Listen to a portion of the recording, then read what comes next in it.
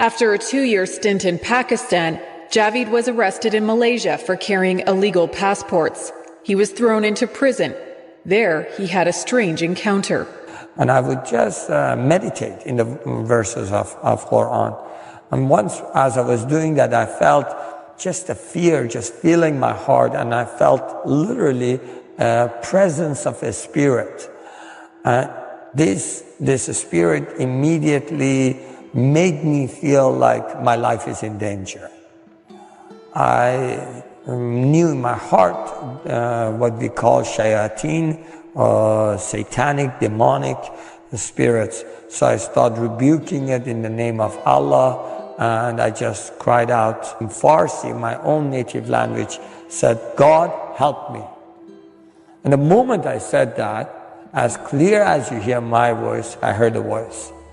And that voice said, bring the name of Jesus. And the words that came out of my mouth sounded without thinking, Jesus, if you are true, show me yourself. And before I was finished with the sentence, that spirit had ran away. And that is how my story basically began. That is not my story of conversion, but that's the beginning of my confusion. He had another strange encounter in his cell. And then I felt the whole room filled with the holy presence of God. It is as if time stops. You know things about God without Him ever saying anything to you. The first thing I knew about Him was His holiness. I knew He's a holy God. And I knew that He's just. And I knew immediately that simultaneously these things are going through my mind and my heart. And I knew I'm unholy. This is in spite of all the good things I've done in my life. I knew that I have sins in my life, and I knew that He's just and He must judge me, and because of His justice, I deserve death. At that moment, I felt a touch on my left shoulder and a voice that says, I forgive you. And I didn't understand. I did not understand how could that be possible? Because I had heard Allah is forgiving and merciful, but we cannot know His forgiveness till the day of judgment. So I said, who are you that forgives me? And I feel forgiven today.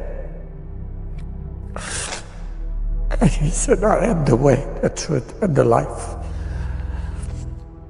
And I did not understand what that means because I had never heard those words. So I said, what is your name? And he said, Jesus Christ, the living God. I fell onto the floor. And I just wept. The Lord wants you to fix it.